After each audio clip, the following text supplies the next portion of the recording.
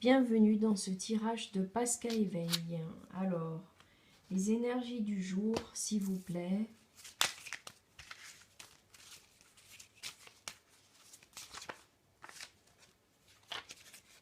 Le serpent qui se mord la queue.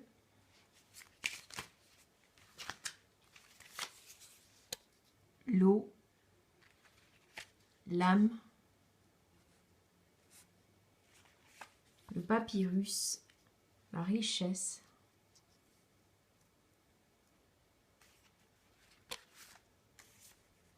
La femme. Alors, on nous parle pour des femmes ici. C'est pour des femmes ou des énergies féminines. Donc, voici une notion de retour. Donc, attention à ne pas retomber dans les vieux systèmes. Vous aurez tendance à retomber peut-être dans des vieux fonctionnements. Attention à ça. Ici, avec l'eau, on dit que vous pouvez retrouver le calme, la sérénité et retrouver votre âme et retrouver les messages de votre âme. Avec le papyrus, on vous dit que vous plongez dans le travail. Peut-être que vous vous plongez actuellement dans le travail et que cela va apporter de la richesse chez vous, de l'abondance, parce que vous vous mettez vraiment dans le travail, en fait. On nous parle de la paix et on nous dit aussi que vous allez trouver une forme de paix. Du coup, avec cette richesse, avec cette abondance, vous allez trouver une forme de paix. Mais on nous parle pour certaines femmes qu'il y a ce qu'on appelle une forme d'isolement, en fait. C'est-à-dire on peut être dans l'isolement. Alors si vous êtes des énergies féminines, des femmes qui êtes plutôt dans une forme de célibat, qui vous êtes plutôt dans quelque chose dans lequel vous êtes un peu isolé, on nous dit quand même que votre âme est protégée. Vous avez la protection. Ça tombe tout le temps ce truc. Je suis désolée. Je mets le système pour les cartes. Et en fait, il est tout le temps en train de se casser la figure. Je m'excuse. Qu'est-ce que nous dit le tarot psychique ?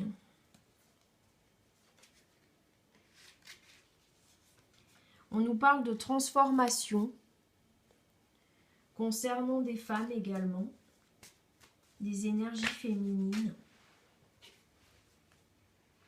On nous parle d'union spirituelle.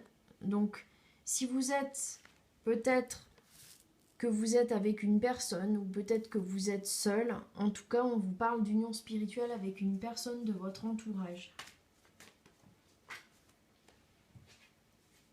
Et on vous parle aussi de sagesse, donc ça veut dire que peut-être cette personne de votre entourage et vous, l'un ou l'autre ou les deux, vous êtes dans une forme de sagesse.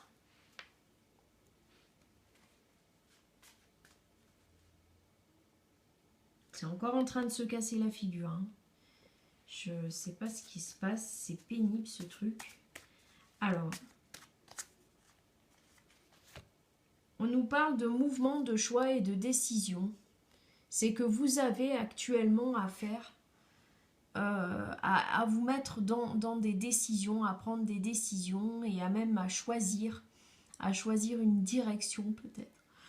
À choisir une direction peut-être que ça soit peut-être dans le sentimental ou dans le professionnel, mais vous devez vous décider sur quelque chose.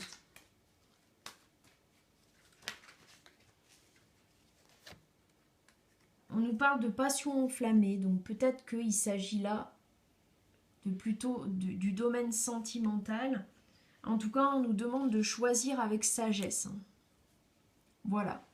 Donc vous devez choisir quelque chose. Alors après, ça peut vous parler comme pas vous parler du tout, mais en fait, on vous demande de choisir. Et en vue peut-être de trouver une forme de sagesse et également d'être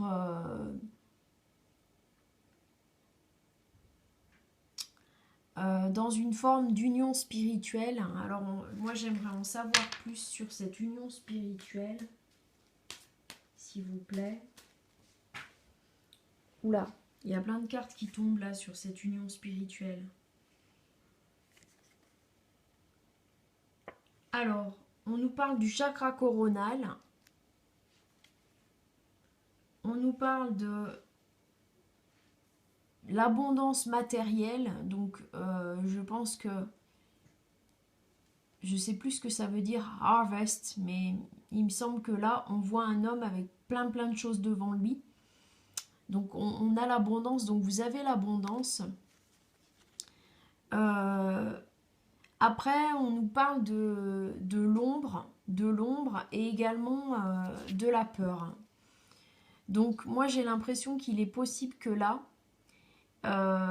si vous êtes seul ou si vous êtes avec quelqu'un, il y a une personne en fait qui est actuellement dans une forme de peur, qui est un peu comme l'ombre d'elle-même. Alors soit c'est vous qui êtes un peu dans une forme de dépression, parce qu'on voyait l'isolement tout à l'heure, soit c'est une personne en fait que vous connaissez, avec laquelle vous avez un lien en tout cas, qui est dans une forme d'ombre comme ça, ou qui est dans une forme de peur. C'est possible.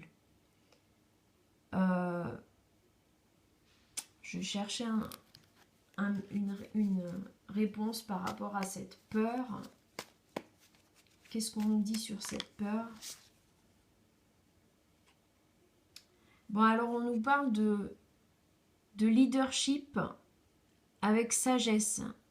Donc en fait, c'est vous qui devez mener les choses avec une forme de sagesse qu'on retrouve ici d'ailleurs, hein, awareness. On retrouve cette forme de sagesse et vous devez mener votre barque avec une forme de sagesse. En fait, vous devez sortir de la peur. Vous devez sortir, vous n'êtes pas l'ombre de vous-même, vous êtes cet être lumineux. Et vous devez sortir de la peur. Et peut-être que là, à ce moment-là, ça va s'éclairer et des gens vont venir à vous, ou bien vous allez vers des gens plutôt, parce que vous allez sortir d'une forme de peur, ou là, une personne que vous connaissez va sortir d'une forme de peur. En tout cas, c'est ce qu'on vous conseille de faire pour être mieux.